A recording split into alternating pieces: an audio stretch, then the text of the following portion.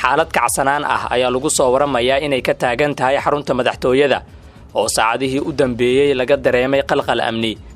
warar hadda aan helayno ayaa sheegaya in ciidamo fara badan ay ka soo baxeen gobolada Shabeellooyinka. ciidamadan ayaana la sheegay inay ku heeb yihiin ra'iisul wasaare Roble. waxaa socda abaabul ciidantii ugu dambeysay waxaana magaalada Muqdisho laga dareemayaa jabi colaadeed iyadoo caga badan aysan ku taagnayn xaaladda magaalada Muqdisho. khilaafka madaxweyne Farmaajo iyo ra'iisul wasaare Roble ayaa aad u xoogeystay saacadihii la soo dhaafay waxaana labada mas'uul ay qaadeen tallaabooyin si horin kara xaaladda. madaxweynaha dowladda federaalka Soomaaliya mudane Maxamed Cabdullaahi Farmaajo ayaa xalay warqad xafiiskiisa ka soo baxday ku sheegay in uu shaqada ka joojiyay wasiirka koowaad ee xukuumadda kadib markii lagu helay ku tagrifal hanti dan guud ah iyo musuqmaasuq. sidoo kale waxa uu madaxweyne Farmaajo ku eedeeyay Roble in uu cadaadis xoogan saaray wasiirka gaashaandhiga si loo leexiyo baarista looga gungaarayo tuunka la xiriira ku tagrifalka dhul dan guud ah oo ay leeyihiin ciidanka xoogga dalka taasoo lagu eedeeyay in uu boob ku hayo ra'iisul wasaare Roble. waxaa taasi xigtay in saakay ciidamo ka amar qaata madaxweyne Farmaajo ay la wareegeen xafiiska ra'iisul wasaare Roble iyaga oo amar ku bixiyay in aan qofna geli karin xafiiska ra'iisul wasaaraha.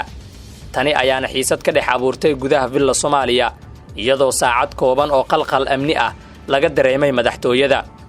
xaaladda madaxtooyada ayaa hadda si caadi ah ku soo laabatay iyadoo weli ay xiisadu taagan tahay.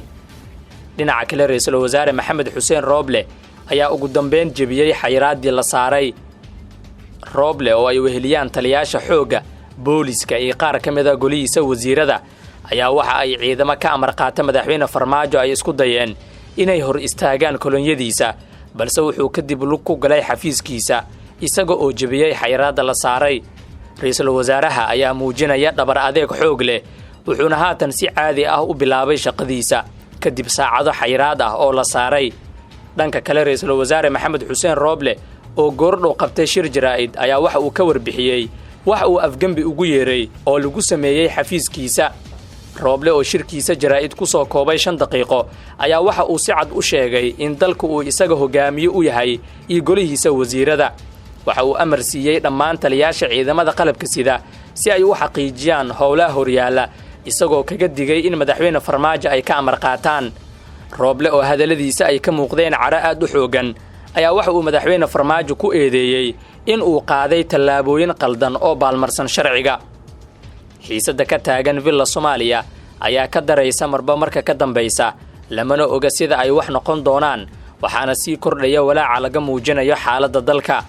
sidoo kale waxaa isa soo taraya baaqyada kala duwan ee loo dirayo madaxweyne Farmaajo iyo ra'iisul wasaare Roble oo laga dalbanayo inay qaboojiyaan xiisadda dhexdooda ah.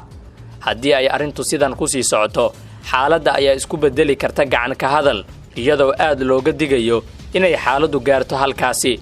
Soomaaliya ayaa ku daahday xaaladda kala guurka ah ee ka dhalatay khilaafka doorashooyinka waxaana haatan laga digayaa inuu dalka galo qalalaase hor leh.